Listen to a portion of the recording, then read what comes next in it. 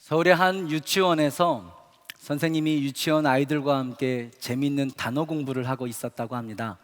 단어를 통해서 아이들에게 말을 가르치고 그렇게 하는 시간이었던 것이죠. 선생님이 아이들에게 이렇게 질문을 던졌다고 하죠.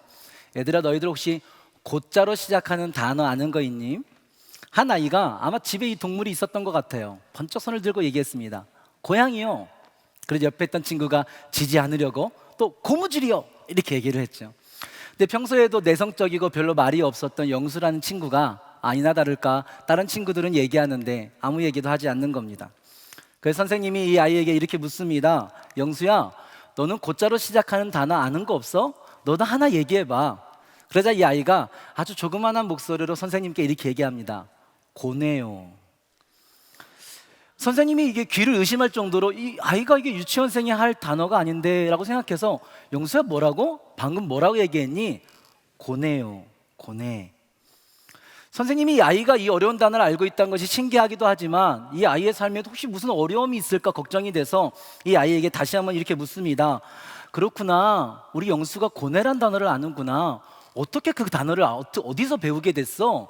그런데 영수야, 너 정말 고네가 무슨 뜻인지 알아? 그러자 그 아이가 그것은 알겠다는 듯이 조금 더 밝은 표정으로 선생님에게 이렇게 얘기했다고 합니다. 고네요, 바다에 사는 고네, 아주 큰 고네. 여러분 혹시 고네 아시나요? 혹시 여러분 삶에 고네 있으십니까? 아주 큰 고네. 누구나 인생을 살면서 어려운 문제를 만나지요.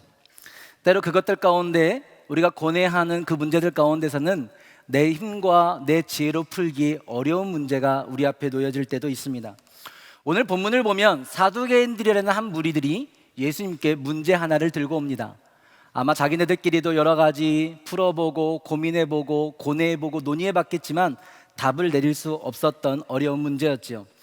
사두개인들이 가지고 온 고뇌에 찬 문제와 그 문제를 향한 예수님의 대답을 통해서 우리의 삶에 오늘 우리의 문제들에도 하나님께 주시는 그 대답 함께 나누어 보는 이 시간이 되어지기를 축복합니다. 먼저 오늘 예수님께 어려운 문제 하나를 들고 온 사두개인들은 과연 어떤 사람들이었을까요? 사두개인들은 다윗 시대 대제사장이었던 사두개 후손들과 그의 추종자들을 일컫는 말입니다. 이 사두개인들은 영혼 불멸과 내세를 믿지 않았습니다. 특별히 몸의 부활을 믿지 않았지요. 천사들의 존재도 믿지 않고 영적인 존재도 믿지 않았던 사람들이라고 이야기합니다. 그래서 오늘 본문은 그들을 소개하면서 부활이 없다 하는 사두개인들이다 라고 설명하고 있습니다. 사두개인들은 오늘 자기들이 믿고 있는 사상에 따라서 내세가 없다라는 그 주장을 하기 위해 아주 좋은 어려운 문제 하나를 예수님께 가지고 옵니다. 아마 그들 스스로도 이 문제에 관한 답을 내리고자 많이 연구해보고 논의해봤지만 답을 내릴 수 없었던 것이죠. 누구나 이해할 수 있는 답을 찾을 수 없었던 것입니다. 결국 답을 찾을 수 없는 문제이기 때문에 부활이 없다 하는 주장을 펼치기에 적절했던 것 같습니다. 아마 예수님도 이 질문에 적절한 대답을 할 수 없다면 거봐, 부활이 없잖아, 내세가 없잖아 라는 이야기를 하고 싶었던 것 같습니다. 그들이 가지고 온 이야기는 이렇게 시작합니다. 7명의 아들이 있었다라는 거죠. 벌써부터 심각한 문제입니다. 아들 셋만 있어도 심각한데 아들이 7이랍니다. 그런데 그 7 아들 중에 첫째 아들이 장가를 들었다가 상속자를 낳지 못하고 아들이 없이 죽어버렸다라는 것이죠. 사두개인들은 이 사건에 신명기 25장 6절에서 표현되어 있는 계대 결혼 원칙을 꺼내옵니다. 계대 결혼이라는 것은 뭐냐면요, 형이나 아우가 아들을 얻지 못하고 죽었을 때 그 남은 형제가 그 죽은 형제의 여인, 죽은 형제의 아내와 결혼해서 아들을 낳아주고 그 상속을 이을 수 있도록, 기업을 이을 수 있도록 해주는 유대인들만의 독특한 전통입니다. 하나님께서는 각 지파에게, 각 가문에게 고유의 기업을 허락하여 주셨고 하나님께 받은 그 기업이 상속자가 없다는 이유로, 아들이 없다는 이유로 끊어지는 것을 방지하기 위한 하나님의 율법이었죠. 결국 첫째 아들의 아내는 둘째 아들의 아내가 됩니다. 그러나 문제는 여기서 끝나지 않습니다. 점점 더 심각해지죠. 이번에는 그 둘째 아들이 역시 아들을 낳지 못하고 죽어버렸습니다. 셋째도 넷째도 다섯째도 똑같은 일을 겪습니다. 마지막에는 일곱째가 그 여인과 결혼했는데 일곱째까지도 죽습니다. 더 놀라운 것은 일곱째가 죽고 나니 그 여인도 죽었다는 것이죠. 자, 여기서 풀기 힘든 사두개인들의 어려운 문제가 나갑니다. 여러분도 한번 풀어보시기 바랍니다. 일곱 형제와 그 여인이 모두 죽어 천국에서 만난다면 그 여인은 누구의 아내인가? 바로 이 질문입니다. 여러분 어떻게 생각하십니까? 첫 번째로도 결혼한 사람이 아내일까요? 맨 마지막에 결혼한 일곱째의 아내가 맞습니까? 7명 앉혀놓고 뒤에서 여인이 찍어야 될까요? 여러분 어떻게 생각하십니까? 조금 고뇌가 생기시나요? 아주 큰 고뇌 있으십니까? 이 질문에 대한 예수님의 대답을 같이 이 시간 나눠보기 전에 이 사두개인들이 오늘 가지고 온 이 질문이 어떠한 질문인가를 조금 더 묵상해보는 시간이 있기를 바랍니다. 저는 여러분들이 그렇게 보이지 않아도 대학에서 컴퓨터 공학을 전공했습니다. 공대생, 이과입니다. 이과 출신인 제가 이 말씀을 읽었을 때 가장 먼저 마음에 들어온 생각이 뭐냐면 사두개인들의 저 이야기가 과연 현실에서 이루어질 수 있는 이야기인가? 라는 질문이었습니다. 확률 이야기죠. 그래서 제가 이과생인 저의 특성상 수학적인 확률을 이용해서 이 질문을 한번 분석해 보았습니다. 먼저 이 문제가 성립하려면 자식을 7명을 낳아서 다 아들이어야 합니다. 자식을 7명 낳았는데 다 아들일 확률, 어렵지만 불가능해 보이지는 않습니다. 어쨌든 확률적으로 자식은 맘만 먹으면 무조건 낳는다고 전제하고 아들과 딸 중에서 무조건 아들이 나올 확률 7번 연속하면 2분의 1 곱하기 7번 곱하면 128분의 1이 됩니다. 계산식은 고민하지 마십시오. 들어도 이해할 수 없습니다. 두 번째로는 아들만 낳으면 끝인가요? 그렇지 않죠. 첫째부터 7째까지 그리고 여인이 순서대로 죽어야 합니다. 세 번째 아들이 죽었는데 여인이 거기서 죽어버리면 이 문제는 애매해집니다. 첫째부터 7째가 순서대로 죽고 마지막에 여인도 죽어야 되죠. 죽는 것은 모든 사람에게 정해진 것이라고 전제하고 순서대로만 죽을 확률, 순서가 있기 때문에 8분의 1 곱하기 7분의 1 곱하기 쭉 곱하면 4320분의 1이 됩니다. 여기서 끝인가요? 결정적인 게 하나 남았죠. 8명 모두 다 천국에 가야 합니다. 7명은 7 아들은 다 천국에 갔는데 여인이 지옥 가면 이 문제는 고민할 필요가 없습니다. 일곱 형제 중에 6명이 지옥에 가 있고 한 아들만 천국에 와 있다면 그가 내 남편이 되겠죠. 7명 모두가 천국에 만나야 되고 여인도 천국에 와야 됩니다. 죽으면 천국과 지옥 둘 중에 하나는 꼭 가야 된다고 전제하고 8명 모두가 천국에 갈 확률로 구할 수 없는 문제지만 그냥 구해본다면 2분의 1을 8번 곱하면 256분의 1입니다. 간단하게 계산한 이 세 가지 조건이 모두가 동시에 만족을 해야지만 오늘 이 문제는 성립하게 됩니다. 그래서 세 가지 확률을 모두 다 곱하면 오늘 사두개인들이 얘기한 이 이야기가 사건이 실제로 벌어질 확률은 13억 2120만 5760분의 1의 확률이 됩니다. 물론 제가 계산한 이 수학적인 확률은 정확한 확률 계산은 아닙니다. 아마 이것을 정확한 확률로 계산하려면 수학 문제가 되려면 아마 훨씬 더 복잡한 경우의 수들이 쏟아져 나올 것입니다. 가령 형제 중에 하나가 전통을 어기고 결혼을 거절하는 일이 있어서는 안 된다라는 것이죠. 둘째의 아내일 때 넷째나 다섯째가 먼저 결혼해버려서 아내가 생겨버리는 일도 일어나서는 안 됩니다. 또 5명의 아들이 다 죽고 나니 그 부모가 이러다가 우리 아들 다 죽겠다. 나머지 남은 아이들을 그 여인과 결혼시키는 것을 거절하는 일도 벌어져서는 안 됩니다. 창세기 38장 11절에 유다와 같은 사건이 벌어지면 안 된다라는 거죠. 이러한 경우의 수들은 계산하지도 않았습니다. 그러한 경우의 수들을 빼고 간단한 세 가지 조건만 계산했을 때 이미 이 확률은 13억 분의 1이라는 거죠. 정확히 계산한다면 아마 훨씬 더 낮은 확률이 될 겁니다. 이 13억 분의 1이라는 확률이 쉽게 감이 확 오지 않는 분들을 위해서 비교할 수 있는 예시를 하나 구해왔습니다. EBS에서 제작한 한 영상에 의하면요, 사람이 샤워를 하다가 욕조에서 넘어졌는데 죽을 확률이요 80만 1923분의 1이라네요. 다칠 확률 말고 넘어졌는데 죽을 확률. 물론 정확히 어떻게 계산했는지는 모르겠는데 EBS에서 만든 영상이니까 믿어보겠습니다. 사람이 길에서 벼락에 맞을 확률 몇인지 아십니까? 428만 9651분의 1이랍니다. 매우 어려운 확률이 되겠죠. 쉽지 않은 일일 것입니다. 여러분, 벼락에 맞는 일, 길에서 벼락에 맞는 일과 로또에 맞는 일, 뭐가 더 어렵게 느껴지십니까? 벼락에 맞을 확률은 428만 9,651분의 1인데 로또에 맞을 확률은요 814만 5,060분의 1이랍니다. 로또에 맞을 확률이 벼락에 맞는 것보다 2배 더 어렵답니다. 어제 그것을 느끼신 분들 계시죠? 그런데 오늘 사두개인들이 가지고 온 이 문제가, 이 난제가 실제로 일어날 확률은요 아무리 작게 계산해도 13억 분의 1이라는 것입니다.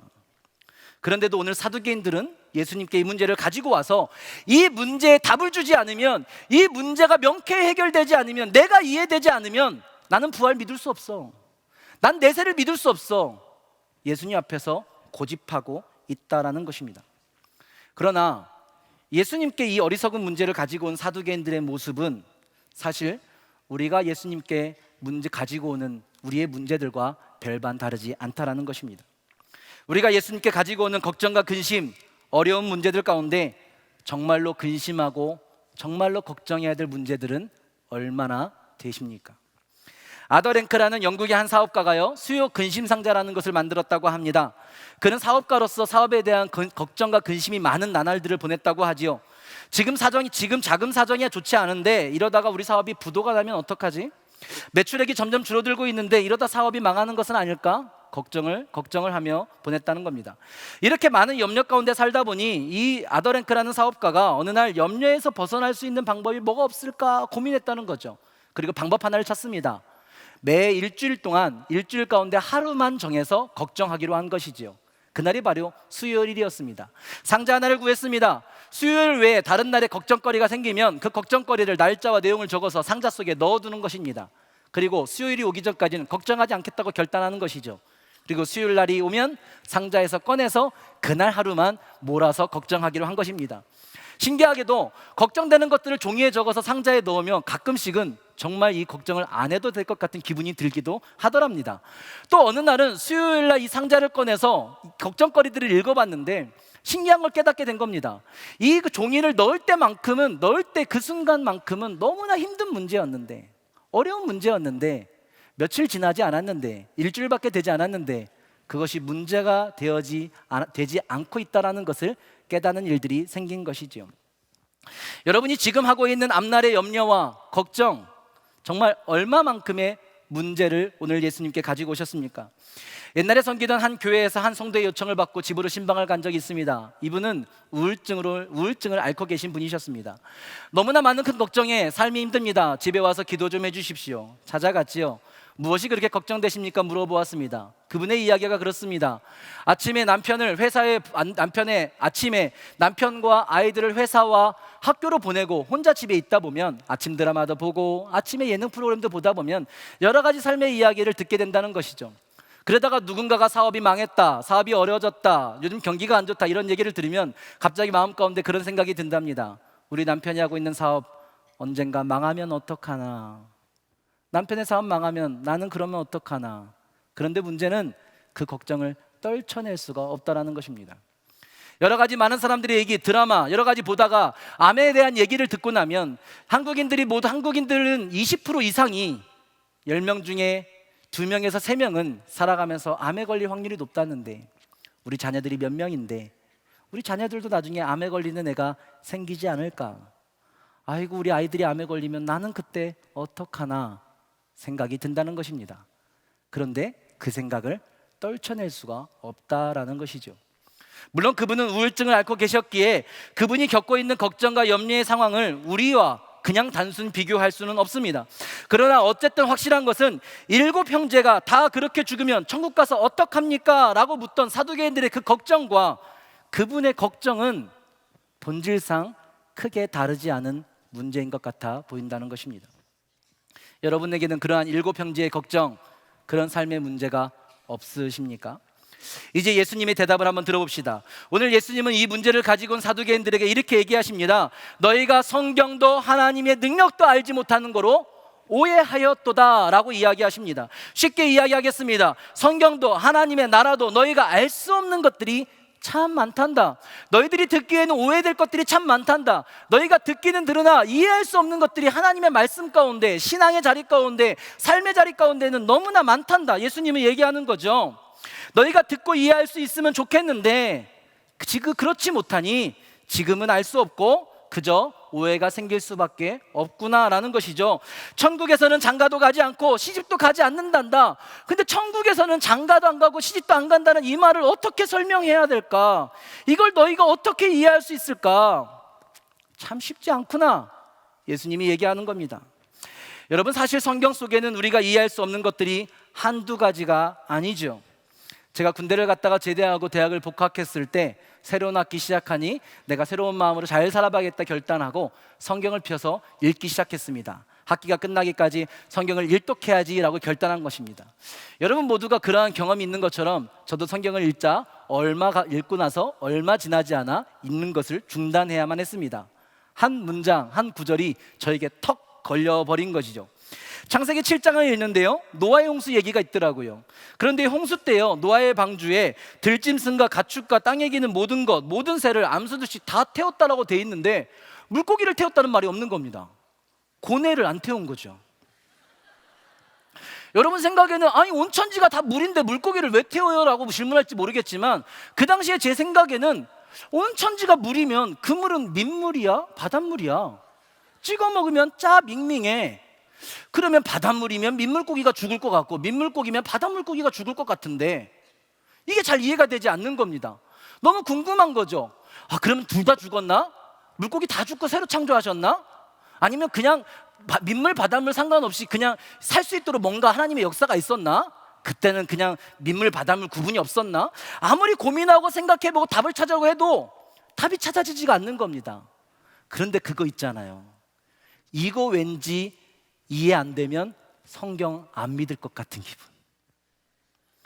왠지 내가 이거 넘어가지 못하면 그 다음부터 있는 모든 말씀 다 안 믿어질 것 같은 기분. 우리가 신앙생활 하다 보면요, 그런 문제를 만날 때가 있지 않습니까? 돌아보면요, 그게 중요한 거 아니었거든요. 돌아보면 그럴 수 있는 것이었거든요. 그런데 이상하게요, 그 순간만큼은요, 그 말씀이, 그 순간만큼은 그 사람이, 그 순간만큼은 그 문제가 왜 이렇게 큰가요? 그것이 해결되지 않으면, 답을 얻어내지 못하면 한 발짝도 나아갈 수 없는 그런 문제의 상황에 놓일 때가 있지 않습니까? 일주일간 혼자 끙끙 앓다가 청년부 목사님을 찾아갔습니다. 목사님께 질문했죠. 목사님, 노아의 홍수 때 물고기를 방주에 태웠나요? 안 태웠다면 그러면 민물고기가 살았나요? 바닷물고기가 살았나요? 그 물은 짰나요? 밍밍했나요? 목사님 목회하면서 이런 질문하는 이상한 애를 만나봤어야죠. 목사님이 약간 당황하시더니 저에게 웃으시면서 이렇게 대답했습니다. 글쎄 찬이라, 한 번도 생각해보질 않았단다. 잘 모르겠구나. 그런데 네가 나중에 천국에 가서 예수님을 만나면 예수님께 한번 물어보면 어떨까? 이렇게 말씀하시는 겁니다. 얼마나 실망이 되던지. 아니, 내 딴에는 너무나 큰 문제거든요. 목사님에게는 궁금하지 않을지 모르겠지만 지금 저한테는 너무나 큰 중요한 문제 아닙니까? 이 문제를 가지고 왔는데 천국 가서 예수님께 물어보라니, 이렇게 성의 없는 대답이 어디 있습니까? 그러면 그렇지, 알 수 없는 문제지. 에이, 성경에 알 수 없는 것들 투성이지. 확 실망하고 있는데 그 목사님의 이어진 다음 말이 그 후로 제가 인생을 살아오면서 제가 이해되지 않는 수많은 문제들을 만날 때마다 저에게 가장 큰 영향을 준 명답이 되었습니다. 목사님이 이렇게 이어서 얘기하는 겁니다. 그런데 찬이라, 내가 천국 가서 예수님을 만난 그 순간에도 그게 아직도 궁금할까? 물어 얘기하시는 겁니다. 네가 천국에 가서 예수님을 만났는데 예수님이 네 앞에 있는데 그때도 그 물이 짰는지 안 짰는지가 그렇게 중요할까? 여전히 그때 물고기 문제가 그렇게 궁금할까? 이야기하시는 겁니다. 여러분은 어떠신가요?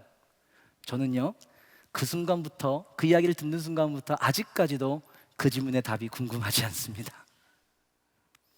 천국에 가서 내 눈앞에 예수님이 계신데 그 예수님을 만났는데 그 예수님께 물어본다는 것이 겨우 예수님, 노아의 홍수 때 물고기는 어떻게 된 겁니까? 라는 질문이 나올 것 같지 않은 겁니다. 내 안에 예수님께 물어보고 싶은 더 큰 어마어마한 질문들이, 너무나 소중한 인생의 질문들과 예수님께 듣고 싶은 너무나 어마어마한 이야기들이 훨씬 더 많다라는 것을 깨닫는데 그렇게 시간이 오래 걸리지 않았다라는 것이죠. 여러분, 만약 천국에서 여러분이 예수님을 만난다면 여러분은 어떤 문제의 답을 구하실 것입니까? 혹시 기도대로 되지 않는 수많은 일들에 관해 예수님께 따질 준비를 하는 분들도 계신가요? 여러분, 그 질문들 가운데 여러분의 지금 마음속에 선뜻 답이 떠오르지 않는 문제들이 있으십니까? 여러분이 천국에 가서 예수님을 만난 그 순간에도 지금 여러분들의 고민, 여러분의 자녀들의 성적, 나이가 들면 조금씩 아파오는 여러분의 건강, 여러분의 마음을 아프게 하는 한 사람과의 문제, 지난달보다 현저히 줄어들고 있는 여러분들 가정의 수입이 여전히 예수님 앞에서 문제를, 그 답을 얻고 싶은 문제로 남아 있을까요? 여러분, 우리의 삶에 우리 생기는 많은 질문들과 많은 문제들, 그것들은 꼭 답을 발견하고 이해해야지만 해결되는 것은 아닙니다. 그것이 신앙적인 문제라면, 삶의 문제라면 더더욱 그렇다는 것이죠. 예수님의 두 번째 풀이를 들어봅시다. 예수님은 두 번째로 이렇게 이야기하십니다. 너희들이 죽은 뒤에 문제를 논하는구나. 죽은 뒤에 문제를 나에게 물어보고 있구나. 그러나 나는 아브라함의 하나님이란다. 이삭의 하나님이고 야곱의 하나님이란다. 하나님 앞에서는 언제나 죽은 자가 없고 모든 자가 살아있는 자란다. 예수님이 얘기하는 거죠. 평행 본문인 누가복음 20장은 조금 더 이 뜻을 명확하게 얘기하고 있습니다. 우리 같이 한번 읽어볼까요? 시작. 하나님은 죽은 자의 하나님이 아니요 살아있는 자의 하나님이시라. 하나님에게는 모든 사람이 살았느니라 하시니. 아멘. 죽음 후에 어떻게 됩니까? 라는 질문을 가지고 온 사두개인들에게 예수님은 오히려 죽음이 뭔데? 라고 대문을 합니다. 죽은 후에 우리 삶은 어떻게 됩니까? 라고 물어봤는데 예수님은 죽음이 뭐야? 죽음 후가 뭐야? 내 앞에서는 죽음이 없어 라고 예수님은 반문하고 있는 것이죠. 아브라함의 하나님은 지금도 아브라함의 하나님이라고 얘기하고 있는 겁니다. 이삭의 하나님, 야곱의 하나님도 마찬가지라고 얘기하는 거죠. 하나님은 아브라함에게, 아브라함이 이 땅에 살았을 때와 더불어 지금까지도 아브라함의 하나님으로 영원히 계시다라는 겁니다. 아브라함은 지금 이 순간에도, 우리가 성경에서 아브라함의 이야기를 읽었던 그 순간 말고도, 이 말씀을, 이 설교를 듣고 있는 이 순간에도 아브라함은 하나님 앞에 살아있음을 믿으시기 바랍니다. 할렐루야. 사랑하는 성도 여러분, 하나님은 언제나 영원까지 바로 당신의 하나님입니다. 우리는 우리 앞에 있는 수많은 문제들을 바라보며 그 하나님을 잃어버릴 때가 많다는 것이죠. 오늘 예수님은 죽음의 문제까지도 우리와 우리 하나님을 갈라놓을 수 없다고 얘기합니다. 죽음까지도, 그 죽음을 넘어서도 하나님은 우리의 하나님이 되어주실 것이라고 얘기합니다. 우리는 하나님 앞에서 영원히 살 것입니다. 그 영원까지 하나님은 나의 하나님이 되어주실 것입니다. 그러나 우리는 마치 때로 삶에 찾아올 수많은 문제들의 해결자가 그 순간만큼은 나밖에 없을까봐, 나밖에 없는 것처럼 걱정하고 근심할 때가 있다는 거죠. 여러분, 하나님께서는 오늘 이야기하시는 것 같습니다. 지금까지 내가 너의 하나님이었지 않느냐? 지금도 내가 너와 함께하고 있지 않느냐? 나는 언제나 영원히 이 생애에서의 삶뿐 아니라 내세와 천국에까지 영원한 너의 하나님이란다. 우리가 어떠한 삶의 문제를 앞으로 만나게 된다 할지라도 말이죠, 우리는 너무나 많은 앞일에 대한 염려와 걱정으로 가득합니다. 우리의 사업장은 앞으로 어떻게 될까? 우리의 자녀들은 과연 잘 자라줄까? 우리의 삶의 노년은 어떤 모습으로 살아가게 될까? 어쩌면 우리는 무수한 우리 인생의 앞날에 대한 걱정 때문에 지금 내가 바라봐야 할 사람과, 지금 내가 기도해야 될 제목과, 지금 내가 하나님께 온전히 드려야 할 것들을 잃어버리고 놓치고 있지는 않습니까? 예수님의 비유의 이야기를 하나 더 같이 나눠보고 싶습니다. 사람들은요, 예수님께 와서 이렇게 이야기하였습니다. 예수님, 비가 오면, 바람이 불면, 창수가 나면 어떡합니까? 내가 세워가고 있는 우리 인생의 집에 비가 오면 어떡할까요? 바람이 불면 어떻게 해야 되나요? 창수가 나면, 감당치 못하는 물이 우리의 인생을 덮어버리면 어떻게 해야 합니까? 예수님, 비가 오지 않는 법을 가르쳐 주세요. 예수님, 바람이 불게 하는 법, 불지 않게 하는 법을 가르쳐 주세요. 홍수가 나지 않는 뚝을 어떻게 만들어야 되는지 예수님 가르쳐 주세요. 그러나 예수님의 대답을 들어보십시오. 예수님은 그들에게 이렇게 이야기합니다. 비가 오는 것이 문제니? 바람이 부는 것이 문제니? 너의 인생의 집에 창수가 난 게 그게 문제니? 아니야. 비가 오는 것이 문제가 아니야. 바람이 부는 것이 문제가 아니야. 창수가 난 게 큰 문제가 아니야. 비가 올 때, 바람이 불 때, 창수가 났을 때 너희의 집이 반석 위에 있지 않은 그것이 문제야. 그게 진짜 문제야. 비가 올 때 반석 위에 있으면 괜찮단다. 바람이 불 때 반석 위에 있다면 상관없단다. 창수가 날 때 반석 위에 있어야 되는 집을 지어야 되는 거란다.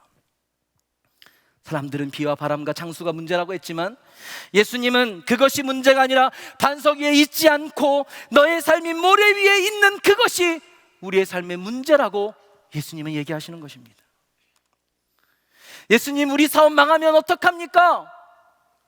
예수님, 하반기에 우리 자녀들 대학 못 가면 어떡합니까? 가족 중에 아픈 사람 어떻게 해야 감당해야 될까요? 어떡합니까? 어떡합니까? 예수님, 저에게 답이 없는데 어떡합니까? 우리는 그렇게 예수님께 질문하지만 오늘 하나님은 오히려 우리에게 지금 네가 반석에 있느냐 물어보시는 것 같습니다. 지금 너의 물질이 믿음 위에 있느냐? 지금 너의 자녀들을 믿음으로 양육하고 있느냐? 지금 너의 건강과 시간을 하나님께 온전히 드리고 있느냐? 너의 삶이 예배 위에, 말씀 위에, 기도 위에, 주님의 몸된 교회 위에 있느냐? 예수님은 그 이야기를 하는 것 같습니다. 그러면 괜찮단다. 사랑하는 아들아, 사랑하는 자녀야, 비가 와도 괜찮아. 인생을 살다 보면 비가 올 때가 있을걸? 바람이 불 때가 있을걸? 창수가 날 때가 분명히 있을걸? 그런데 괜찮아. 지금은 다 이해되지 않을 거야. 왜 너의 삶에 그런 비가 부는지, 바람이 부는지, 창수가 나는지 내가 얘기해줘도 너희가 이해 못할걸? 할 수 없는 일이 너무 많단다. 그런데 그래도 괜찮아. 그래도 괜찮아. 나는 너의 하나님이니까. 바로 내가 그 순간에도 너의 하나님일 거니까. 네가 그 비를 이해하지 못하고 바람과 창수를 이해하고 받아들이지 못할 그 순간에도 내가 너의 하나님일 거니까. 그거면 충분하지 않니? 그거면 답이 되지 않니? 그거면 풀이가 되지 않니? 사랑하는 한소망교회 성도 여러분, 어느덧 2019년에 반이 가고 7월 첫 주, 하반기의 첫 주일이 되었습니다. 지금 여러분의 마음은 어떠하십니까? 여러분은 어떤 문제와 어떤 풀 수 없는 여러분을 고뇌하는 걱정거리의 문제들 하나를 안고 이곳에 오셨습니까? 우리는 오늘도 많은 문제를 주님 앞에 가지고 나와 주님의 풀이를 받기를 원합니다. 주님이 풀어주시기를, 주님의 그 답을 얻기를 소원하고 있습니다. 오늘 여러분이 가지고 나온 그 문제에 대한 예수님의 풀이를 보십시오. 예수님은 오늘 그 문제 자체를 여러분의 삶 가운데서 지워주셨습니다. 할렐루야. 지금 여러분은 상반기 동안 함께 하신 나의 하나님으로 가득 차 계십니까? 아직 시작도 하지 못한 하반기의 삶에 대한 걱정과 염려로 가득하십니까? 사랑하는 성도 여러분, 다음 주일은 맥주 감사 주일입니다. 우리 감사로, 믿음으로 이 하반기를 시작하십시다. 기도하겠습니다. 하나님, 지난 상반기 동안 이 나라와 이 민족의 하나님으로 함께하여 주심을 감사드립니다. 우리 교회와 가정의 하나님으로, 나의 하나님으로 신실하게 역사하여 주심을 감사드립니다. 하반기의 삶을 시작하며 우리 삶에 있는 어려움과 문제들을 약속과 응답으로 바꾸어 주옵소서. 염려하고 걱정하는 우리의 마음을 평안과 감사로 변화시켜 주옵소서. 우리의 눈과 마음이 내 힘으로 풀 수 없는 문제들에 갇혀 머물지 않게 하옵시고, 우리의 힘과 능력 되신 하나님만을 온전하게 바라보며 큰 감사로 나아가는 한수망교회가 되게 하옵소서. 예수 그리스도의 이름으로 기도합니다. 아멘.